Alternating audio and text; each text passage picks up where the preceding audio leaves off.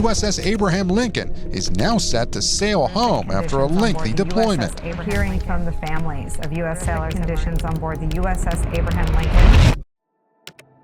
Hello guys, I have a really bad news for the American people, and this one is a very scary story. Because you know what, American troops who are currently in the Middle East right now are starting to get exhausted. They are starting to get tired and starting to experience severe stress and real stress. There are even reports that these American soldiers have tried to kill each other. Meanwhile, other soldiers are already trying to take their own lives. Suicide. And this is happening aboard one of America's most advanced warship, the USS Abraham Lincoln. The ship has come under the spotlight following reports of fights, severe stress, alleged suicide attempt, and worsening living conditions. Because what? They have broken plumbing, they have contaminated water now, they have supply shortage, and to make it worse, now they have a growing concerns about sailors' mental health. So what is happening with the United States, guys? Especially because the United States, as you already know, is the one who have been so eager to keep fighting wars all over the world. So if you're curious about the most updated situation from the most advanced warship of the United States, don't skip this video. Let's check this out. So guys, what actually happened aboard the USS Abraham Lincoln? It turns out that the incident began when an advisor to US Central Command or CENTCOM, Commander Brad Cooper, boarded the USS Abraham Lincoln to respond to the growing complaints from the aircraft carrier's crew. So when Chief Brad Cooper boarded the carrier, he was reportedly met with boos and had water bottles thrown at him while addressing a gathering of personnel. And the confrontation subsequently escalated into a fight among crew members involving knives and other bladed weapons, leaving 7 personnel dead and several others wounded, according to the source. So why is this happening, guys? It seems like all those soldiers have lost their mind, right? The Lincoln departed from San Diego actually on November 21st, 2025. And at first, the deployment was expected to last around 7 months. But the war with Iran kept the ship in the Middle East for longer. The problem is not only how long they have been at sea, but also the uncertainty of when are they going home. Because you know what, guys, the USS Lincoln has been deployed for more than 260 days, and the ship alone has been at sea for more than 208 consecutive days. So can you imagine if you live there among 5,000 sailors and marines carrying out a prolonged operation in the US-Iran war? And it's not about operating the ship or maintaining it. You also have to manage airstrikes against military facilities in Iran. Meanwhile, you also have to protect ships in the strait while also maintaining a naval blockade against Iranian ports. So you can imagine that there are no signs that this operation will end. So no wonder that this operational tempo at the end of the day may be taking a toll on sailors' well-being, both physical and mental well-being,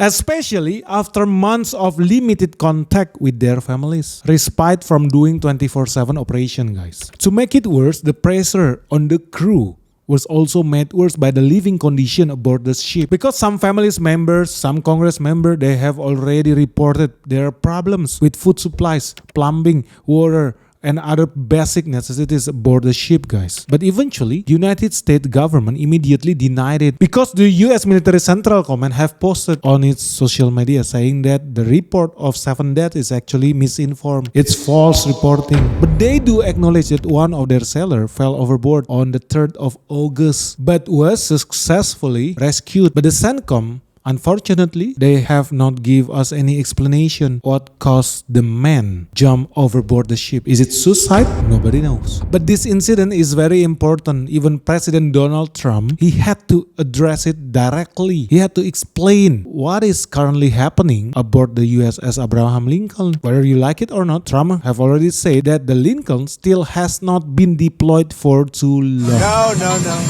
Not nearly long enough. So that means you cannot expect USS Abraham Lincoln to come home pretty soon. Although the US denied the report, but eventually, you know what? The attention surrounding this incident actually came from reports by military families members. They have raised concerns about stress and exhaustion caused by the crew's prolonged time at sea. There was even one wife of one of the crew aboard the USS Abraham Lincoln, Mrs. Annabelle Loma, who told Navy Times that her husband, a sailor, serving aboard the USS Abraham Lincoln attempted to jump overboard but was later placed on medical hold. So this is actually a valid testimony from one of the crew family members, guys. But how come the government still denied it as a false reporting? And to make it worse, one spouse among the 200 or so family members abroad said that her husband had texted her saying he hopes he doesn't wake up tomorrow. Well, guys, I think this is a very scary news to get that kind of text from your own family member. Right? Can you imagine living as a crew there, that you eventually have to send that kind of message to your own wife, to your family, saying that you might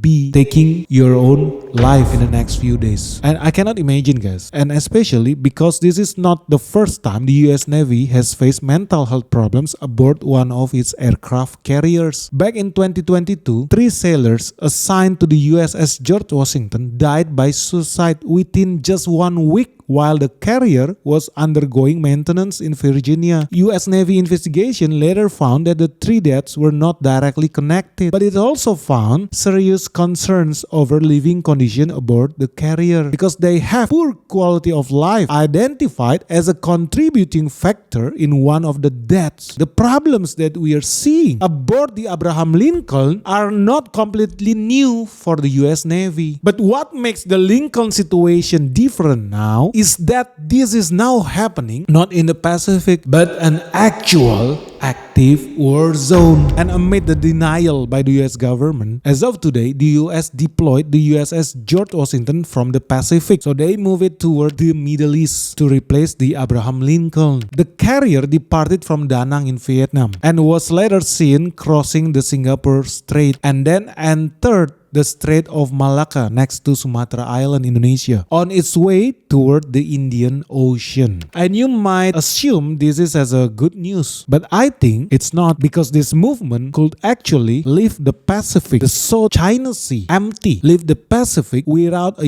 US aircraft carrier. Because whether you like it or not, moving the US George Washington out of the Pacific, it actually has a super strategic consequences, because it means for the time being the United States no longer has an aircraft carrier in the Western Pacific. This means United States military strength are being pulled toward the Middle East, and this gives China more room to increase its military pressure in the South China Sea. And why it matters? Because temporary carrier gaps are not uncommon, but the absence of a striker ship in the Pacific highlights how the Middle East once again dictating American military policy. And it happens exactly when China has continued over and over again to increase its military activity in recent times, both around Taiwan and in the South China Sea. So the big picture here, the absence of a US carrier in the Pacific has happened before, and China has previously exploited those gaps by sailing its strike groups closer to US allies such as Japan and Taiwan. So everybody now could assume that the movement of USS George Washington might end game of power projection by the United States across multiple continents. So this might actually means the end of United States global presence. Because almost at the same time, President Donald Trump also ordered a reduction in joint military exercise with South Korea military. Why?